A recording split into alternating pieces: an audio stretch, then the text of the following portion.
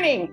I'm so excited that we had an opportunity to meet and you got a chance to participate in our first ever MLK Day of Service. So do me a favor, introduce yourself and Yes. tell us a little bit about yourself. Hi, everyone. My name is Joey Toussaint Parrish. I am an educator. I am a life coach. I am a birth doula, and I also hold space for grief and loss. And the name of my business is Joie de Vivre Family, but I also like to call it Life Services. And what I do is I assist people to find joy throughout the various seasons of life. I am so excited because all of that is part of what I think is important, the idea that we all go full circle. And so I wanted to get your reflections on Monday. What was the experience like for you? I know we wanted you to come in because one of his legacies was as an athlete. And so, what athlete means today, whether it's just physically fit or emotionally and spiritually fit, all of that is what we think about today. And so, what was it like for you as what I called an expert in wellness? Yeah, first of all, thank you. It was such an honor in being asked to come and serve. I have to say, every Martin Luther King Day, I'm like, oh, I should have done a better job planning and serving. So just to be able to come and humbly give what I offer in the spirit of Dr. Martin Luther King and, of course, Paul Robeson. You guys, everyone calls him the son of Princeton. I like to call myself a daughter of Princeton. I was born and raised in Princeton. And so just to be able to come back and serve on Monday, so such a phenomenal teach-in to people who were hungry to learn, to share their knowledge. And as you said, to be well. And in looking back, to be better in ourselves. So I learned so much. I gave what I came to give, but I feel like I learned so much more. I learned so much more Black history. I learned so much about Paul Robeson and his work. Of course, I've heard and I know a little bit, but it just made me want to delve more into his life. And it was an honor to be able to just teach on his day and serve in the way that I could serve. And I'm working every day to become more well in my own life and to be able to share that wellness with others, just as Paul Robeson did. Excellent. I think that certainly we are all experts in something, even as we evolve. And I'm grateful for your gifts. And I think that this legacy of Dr. King and Joey and Paul is about planting seeds. And so I'm really excited that we got a chance to talk to you today. This will be part of our January podcast where we will share some more. Yes. But I wanted to really just appreciate you. By the way, I love this picture, the joy of a king. And it really just, I think that day what really resonated for me, I didn't mean to cut you off, Joy, was when you really brought this forth, and I talked about it a little bit in my workshop. I said, in order for these men, these women, all these people who fought before us to be able to continue that work, there had to be a level of joy that they found somewhere to hold on to really to look at this picture of him and Harry Belafonte. Oh my gosh, just laughing, just enjoying one another's company. I mean, we never get to see Dr. King I'm not gonna say never, but we rarely get to see Dr. King in this light. And I mean, just to see him as the whole human that he was, just all of them, the whole spectrum. I mean, when I saw this picture, I was like, yes. Because this is, I think we both live this, living out our names. And it was just amazing to know that the hard work that they did was they did hold on to joy in order to do that work.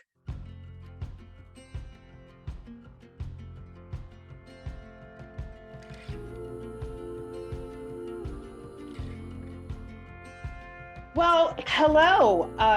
Thank you for joining us. And my name is Dr. Joy Barnes Johnson. It's exciting to actually be here with two of the participants from our MLK Day of Service, but they know me. I want them to get to know you.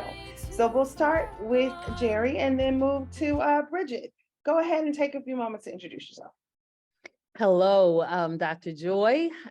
My name is Jerry Johnson, and I am currently an education major at Arcadia in educational leadership. But in terms of my professional practice, I am an educator within the School District of Philadelphia.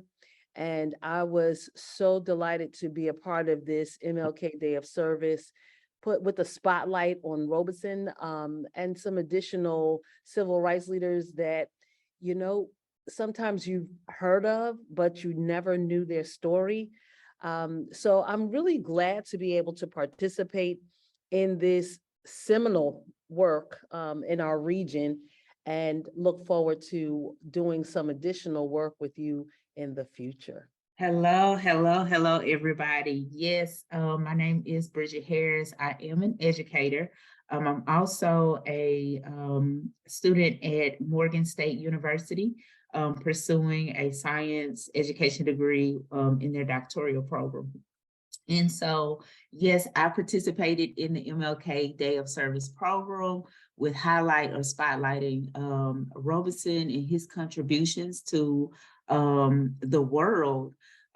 He's made such a great impact, and sadly, with me learning more about him and understanding some things and contributions that he made, the agri-science was the biggest pull for me. Although I love music, but how to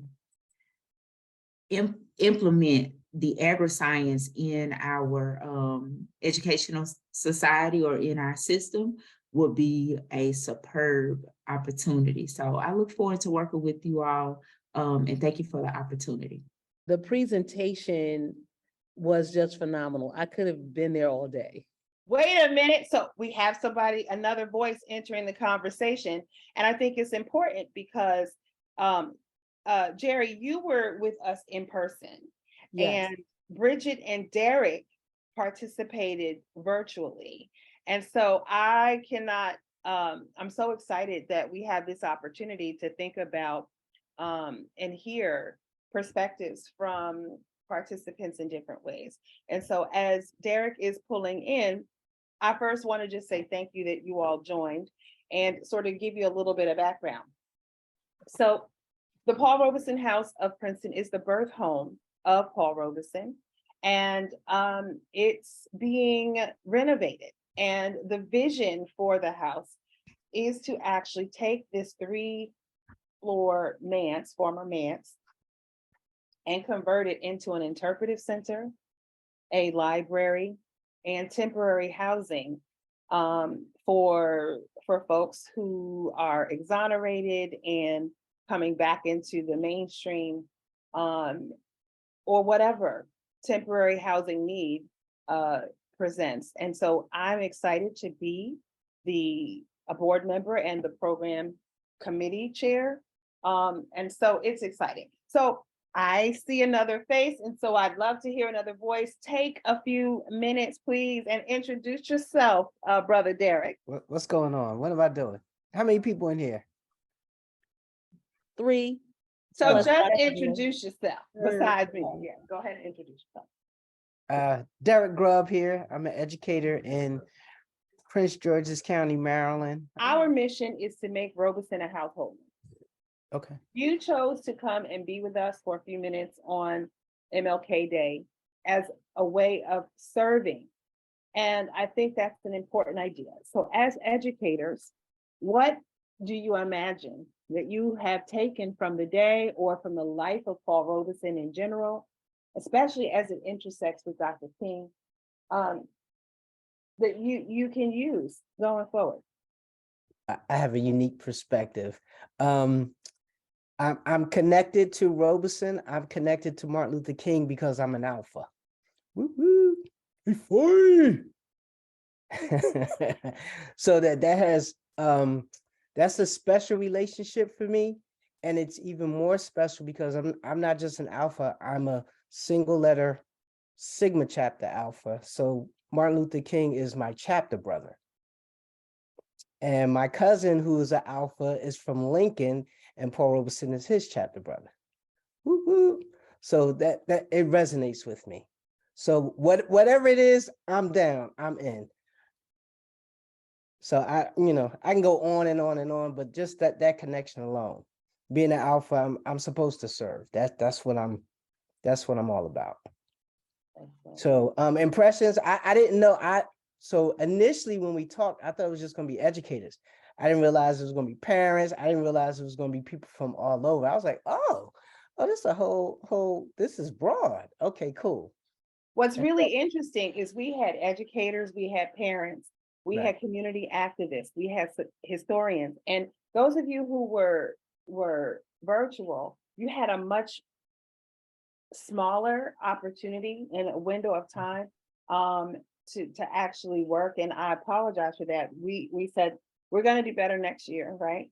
But the reality of it is you all represent this beautiful community. One of the things that I'm always amazed at is the way that we find community, the way that we form community, and the way that we draw strength from community. And so you represent intersecting communities for me, the places where I work, the places where I play, the places where I rest. That's what was represented there. And so book clubs and workspaces and personal life, they all come together. They all came together. So we have another voice that's going to join our conversation in a moment. And she was also virtual. And welcome, Demetria. If you would, can you take a few minutes and introduce yourself? Sure. Good morning, everyone. My name is Demetria Giles. I am coming to you today by way of Nashville, Tennessee.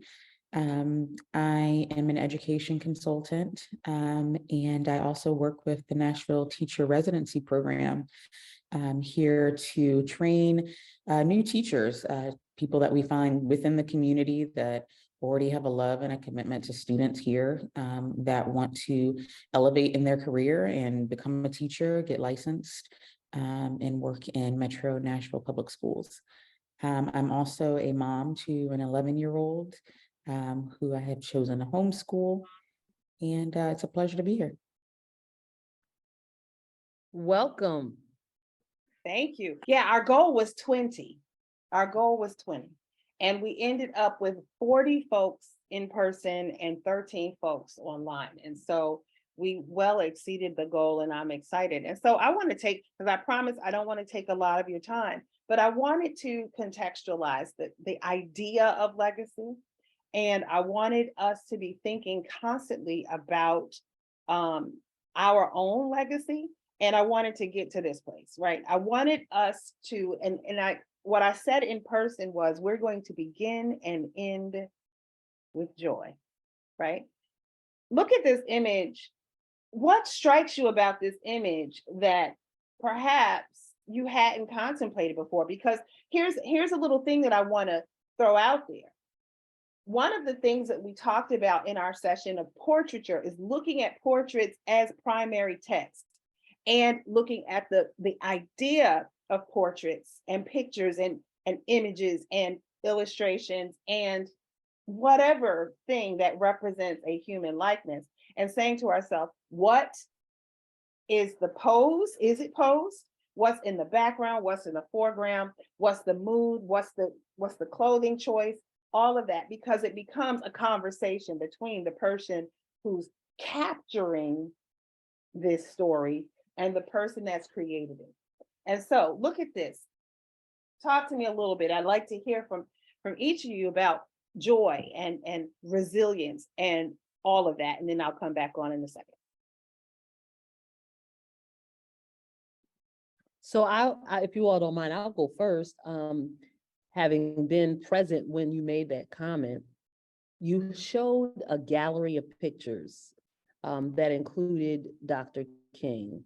And this photo shares this idea that to be a human person, to be a civil rights leader of his time, who was a Nobel Peace Prize winner and all of these esteemed awards that he has received, he was still a human being. He was still a man subject to the same joys and the same sorrows that any other person had.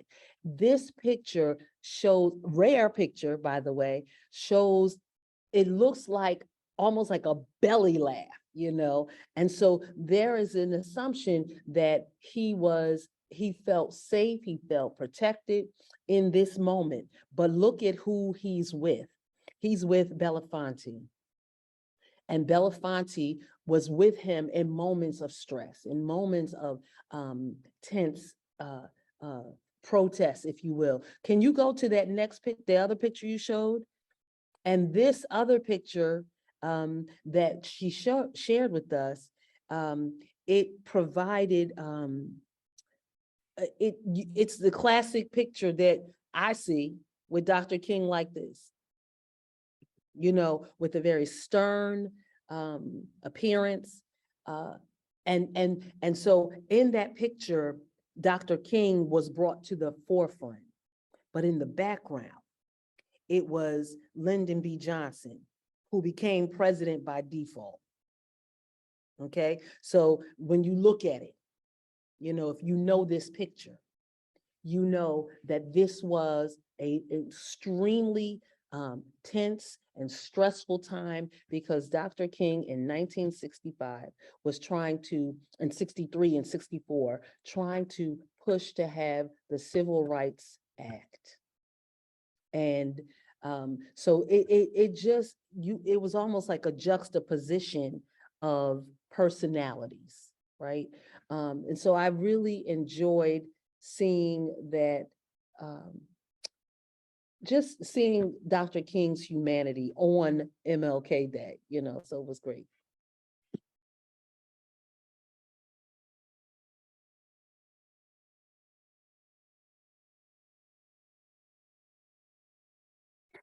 I'm just, my only observation, if it were under an assumption, would be this is a true sign of victory. If this were a picture that I placed on, let's say, social media or one of the social media outlets and said, caption this, I'm for sure there wouldn't be any derogative or negative statement that would be brought out or seen or assumed in this image. Just a sign of victory. If I were to say, you know, add some caption to it, I'd say, got him. You know, it was like a victory rise over something that could have been some issue that could have been extreme, but in this case, we see extreme joy in this picture. So. Yeah, I think I have similar thoughts to most people. And I think the one other thing though that I think about is like in the way that he's smiling, and I'm sure we've all been in these situations before, but like the way the smile comes across with the eyes closed and the deep smile lines, and he's kind of like hunched a little bit as he's doing it. So it's almost like he's laughing at something that like he feels like he is not supposed to laugh at publicly, right? And so it makes me wonder, like, what I feel like Belafonte probably said something in a way that was, you know, either dramatic or uber funny or whatever. And he is almost like, I am not supposed to be laughing at this, but I am. And Belafonte, in contrast, is like laughing so deeply because he made him laugh in that way. And so I'm just really curious as to what exactly was said.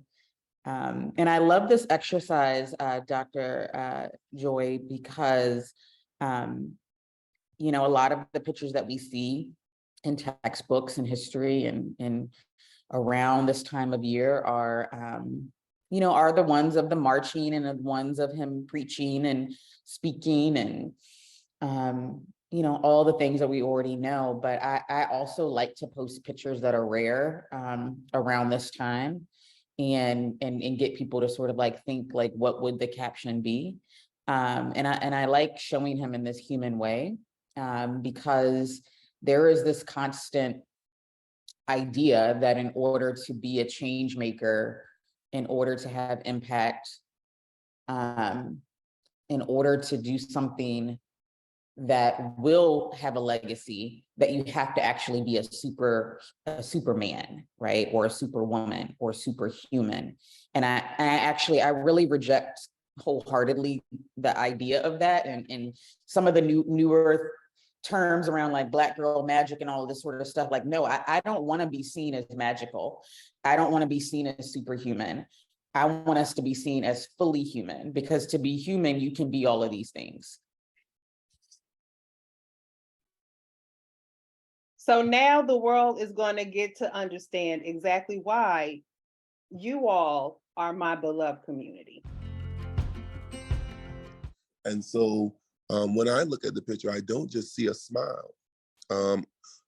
Although a lot of people would stress that. I know when I was attending the Paul Robeson teaching, a lot of people stressed, look at the smiles. That is one of the few times we got to see Dr. King smiling. But I see more the handshake as more powerful, because the camaraderie that existed in the community for people of color is not at an all-time high anymore today. I think there has been a breakdown in that camaraderie, and there has been some stagnation regarding that camaraderie. And how do we rebuild that? And how do we, how do we reestablish that through things like podcasts, like Dr. BJ is doing, through the publication of Black works, and through the institution of programming that would indeed reinforce that we do have a community across, states, across cities, across countries, and across continents. And the community is alive, and the community is well. Yeah, All right. I think, oh, sorry. No, go ahead. No, I was just gonna say, just looking at the image, you almost forget the era and the time in which, they were active, because, a lot of the civil rights era, and it wasn't necessarily, I wasn't there, of course, but it doesn't sound like pretty much a time for smile and happiness, right? And to be able to find joy and camaraderie, joy in the work, a moment of reprise with all the challenges and criticism that were being faced at the time, it gives one encouragement now with everything going on with, the global shutdown, with how tense everything has been all over the world between different races and cultures. It's encouraging that, one can find joy, happiness in partnership and union. You can find happiness and joy in your work and your mission and your purpose. You can find happiness and joy with your allies, and that, all is not, it's not always a struggle, right? It's not always a fight. And, I know that we spoke about how, at least for, Dr. MLK, there are very few images of him actually smiling. And that's another fact that I didn't think about until, we spoke about it. And I think that it is very critical, and it is important to have these images as well, to battle against the stereotypes, African-American males are this, or Black American males are that. And I think that it's encouraging to see that even though in a time of essentially national crisis, that there was still joy. And I think that's very, very important. Well, I grew up in this era. Mhm. So to me, it gives me a sense of camaraderie, but it's a safe space. And those handshakes together signify safety, a safe space for us to engage in joy, for us to communicate. And in that era, there were safe organizations for people to come together and to experience joy, and for youth to be educated about their civil rights, and to meet their leaders up front and be comfortable. We had the NAACP, we had the Urban League, and we had the United Negro College Fund. So they actually had students come in, and we were able to meet our community leaders. They were not far removed, and they were up and personal. So we did experience joy, but the building is no longer existent, and we have to find other avenues for this to exist and happen. When I was, Dr. BJ, if I could add, part of my work is studying the hiring, the recruitment, and the retention of men of color, right? And I can recall when I was doing my research that, I was so astounded when Dr. Jarvis Givens and Dr. Imani Perry, these are people, Dr. Jarvis Givens is of Harvard. He's a young professor, Black professor of Harvard, and Dr. Imani Perry is of Princeton. I was so astounded when they informed me how, no, there's not a breakdown in teachers of color in this country. Our history is very rich in this country, and how there existed the colored teacher archives or the colored teachers union that existed pre-Brown versus Board of Education. And there was this history, this rich history of teachers of color who actually, had an affinity and who, actually had their own publications, their own union, and they met and they convened just like the NJEA does today. And there's this history of just archives of all of their work that they did as educators. And I was like, wow. I was like, so there were, teachers. Yes, Dr. Jarvis Givens said, yes, there's always been strong teachers of colors in this country. And they did indeed establish a legacy that existed, even post-Brown v. Board of Education, even though integration came in and broke down, the division of the colored teachers union or That need. work is captured beautifully by Vanessa Siddle Walker in The Lost Education of Horace Tate. And one of the partners in this event was the Freedom Reach Literary Society, which was a support for us, for me, during the pandemic, because we became an online / virtual book club that grew out of listening to the 8 Black Hands podcast. And then we just read historical books about Black education, Black educators, and that's one of the models. 100% agree. So, all right, so to move on, I want. Yeah, there's a history of Black education and Black genius and Black intellect in this country, and it's something that needs to be recognized and to be put on the forefront, and something that I think that young men and women of color today should definitely identify themselves with, to realize that we have a higher standard and a higher expectation of ourselves, especially in the realm of education. Education is incredibly important in all facets of life, and I think that encouraging children to understand where they come from more and what their lineage is, that there is excellence in it, I think it encourages the children of the future.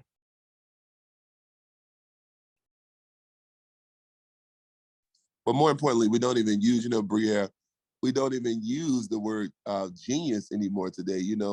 It's now replaced by, oh, Black excellence. Yeah, And I'm like, a buzzword. Is it too audacious to use the word genius anymore?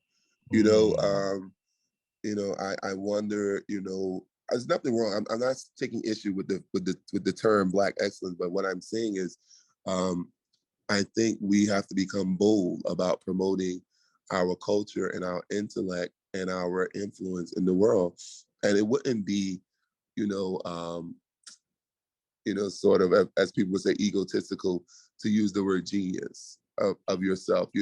We have a culture whereby we put pronouns now, he, she, they on our emails. Can we put Black genius underneath as a title?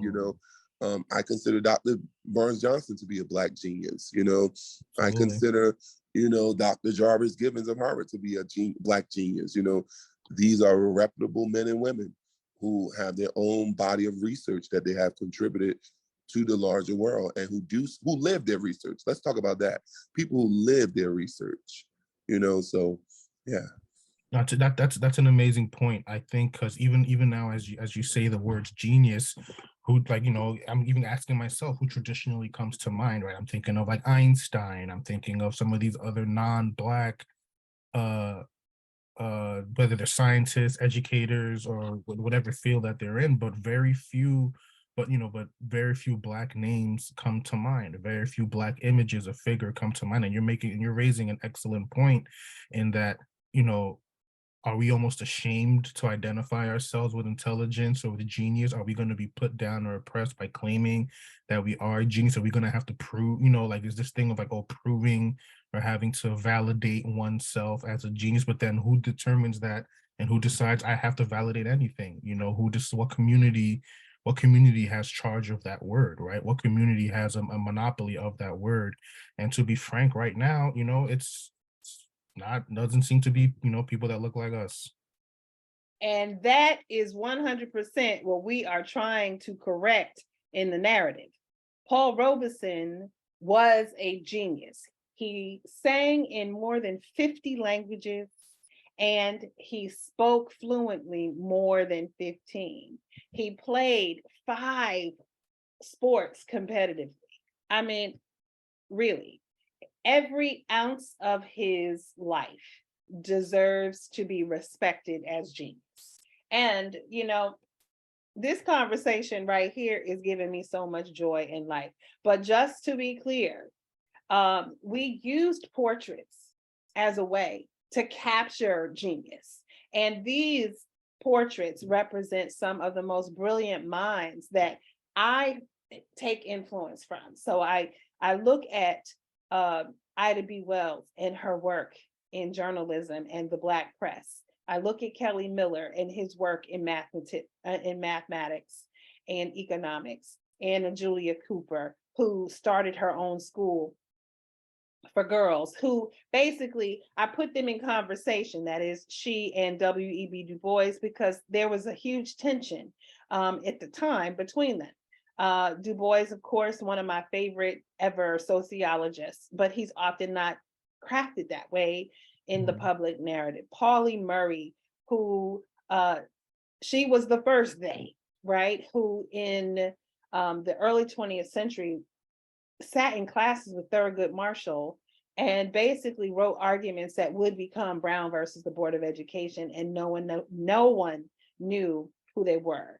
Ralph Bunche, people forget about him entirely when we have conversations about economics and Pan-Africanism and the work that he did to sort of help us understand Europe and Asia in the context of Africa and America.